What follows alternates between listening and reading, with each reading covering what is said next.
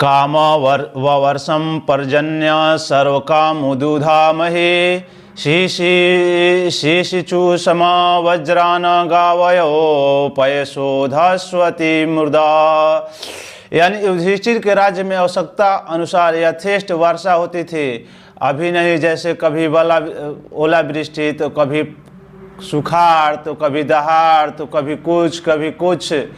उस समय वैसा नहीं होता था। युधिष्ठिर के राज्य में आवश्यकता अनुसार पानी, आवश्यकता अनुसार वर्षा, पृथ्वी में समस्त अभीष्ट वस्तुएं पैदा होती थी। बड़े बड़े थानों वाली बहुत सी गवें प्रसन्न रहकर गौशालों दूध से सींचती रहती थी।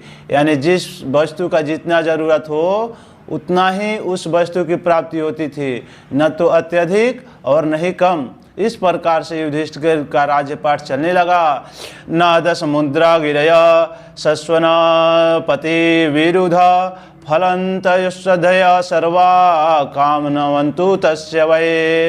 यानी समुद्र हो तब, नदियाँ हो तब, पर्वत हो तब, वनस्पति लताएं और औषधियाँ प्रत्येक ऋतु में यथेष्ट रूप में अपनी वस्तुएं राजा को देती थी।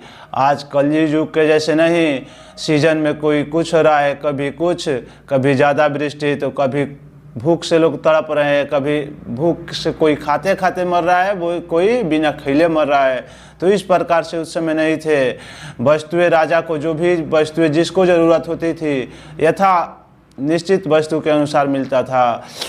अजात सत्रा भवन जंतुनानम रागे कहिर्चित उषित्वा हस्तिनापुरे मासाना कतिपयाना हरि।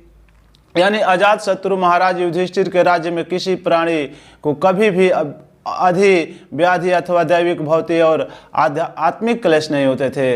युधिष्ठिर के राज्य में किसी प्रकार को किसी से क्लेश द्वेष नहीं रहता था और किसी प्रकार के रोग व्याधि। अगर जिस पर भगवान की कृपा, जा पर कृपा राम के होई, ता पर कृपा करी है सब कोई। इसलिए जिस पर अगर भगवान ही का कृपा, जिस राज्य को नाम मात्र के युधिष्ठिर शासन कर रहे थे, उसको चलाने वाले, देखने वाले, पालन करने वाले सब श्री हरि भगवान हैं। तो उस राज्य में किस चीज़ का कमी हो सकता है, किस चीज़ की आवश्यकता से अधिक, आवश्यकता से कम, जो भी है यथा निश्चित वस्तु के अनुसार जिसको जिस वस्तु की ज़रूरत है उसी को वो वस्तु प्राप्त होती थी। जिसको जिस वस्तु की ज़रूरत नहीं है उनको वस्तु नहीं मिल पाती थी।